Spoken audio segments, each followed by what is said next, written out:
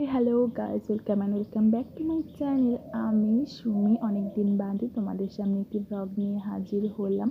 ভিডিওটি হচ্ছে আমাদের গৃহপ্রবেশে, যেটা অনেক দিন আগেই হয়ে গিয়েছিল, কিন্তু আমার অলসতার জন্য আমি এডিট করতে পারছিলাম না বলে আজকে আমি শেয়ার করছি তোমাদের সামনে।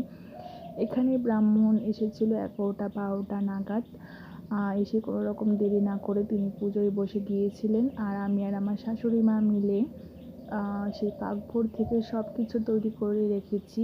আর তিনি বলেছিলেন তার আসতে দেরি হবে বলে ভক্তি ওইগুলো রেডি করে রাখি আমরা, কিন্তু ভক্তি আসলে ব্রাহ্মণেরই কথা ছিল।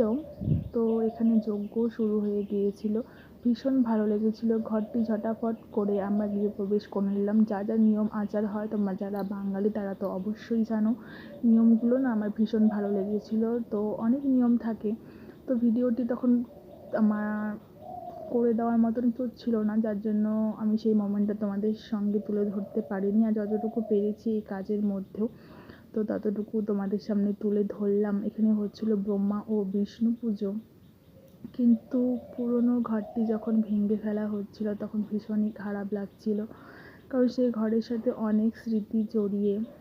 আসলে কি বলতো, দুঃখের মাঝেও না কোথাও যেন একটা সুখ লুকিয়ে থাকে, যেটা না কেউ বুঝতে পারে না।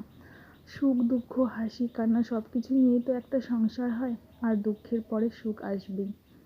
তো আমার মেয়ের হওয়ার পরেও সেই ভাঙা চোরা ঘরটায়, কাঁচামাটি ঘরটায় থেকেছে।